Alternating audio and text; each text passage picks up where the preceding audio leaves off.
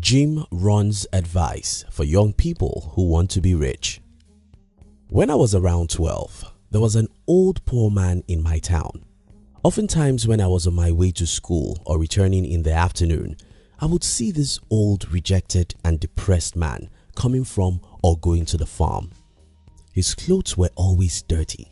He walked slowly because he was probably in his late 70s and he rarely smiled. Whenever I saw that man, I would tell myself, I would rather die young than to be old and be like this man. So at the early age, I was lucky enough to know that if I run away from difficult situations when I'm young, I'll do difficult things when I'm old. I will share with you some other details about this story as I try to challenge you with one of the best advice of Jim Rohn, which I believe can make you rich.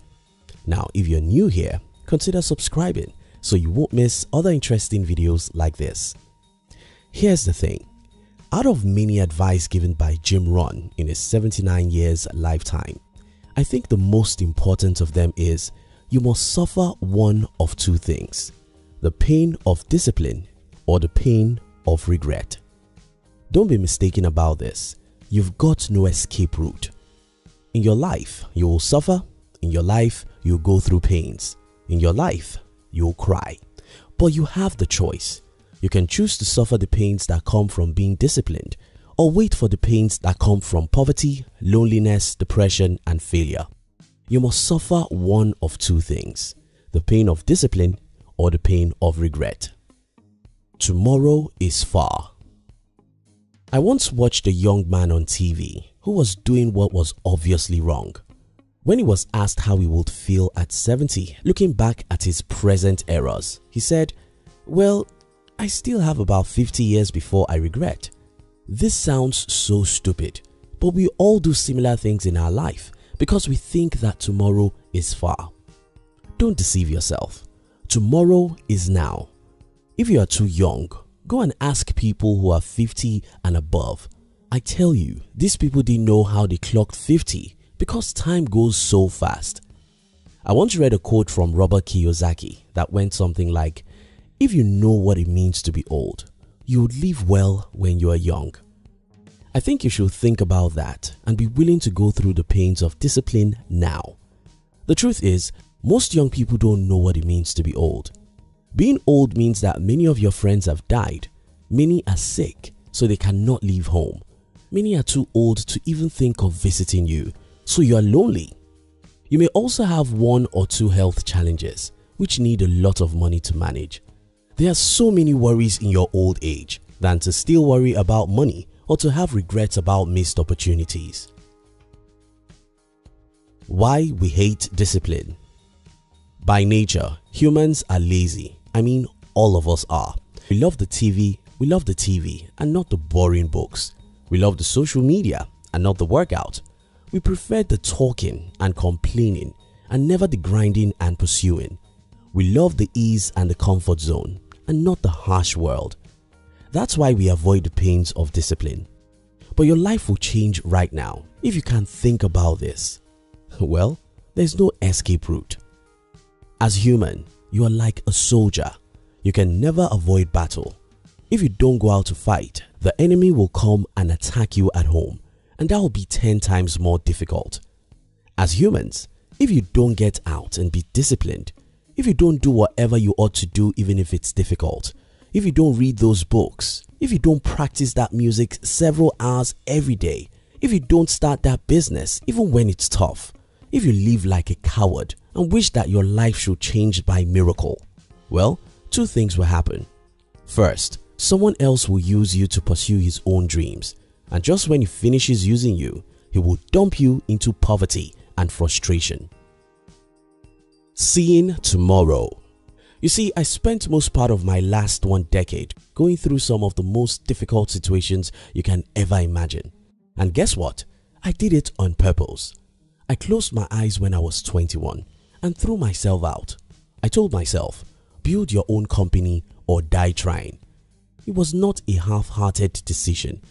I had no space in my heart to make excuses or wait for a government to help me. I knew what was at stake, and that is my future and my life. I wanted freedom. I wanted a life of my own. I wanted a life which allows me to sleep and wake up at my own time. I wanted a life which will allow me work when I want to and with whom I want to. I didn't want a life that worries about money. I didn't want a life that hates his job and only works for money. I don't just want to live. I wanted to live with purpose. And to do this, I understood that I mustn't make excuses or wait for a miracle. I understood that I will have to get out, fight hard, get wounded, fall, fail and cry.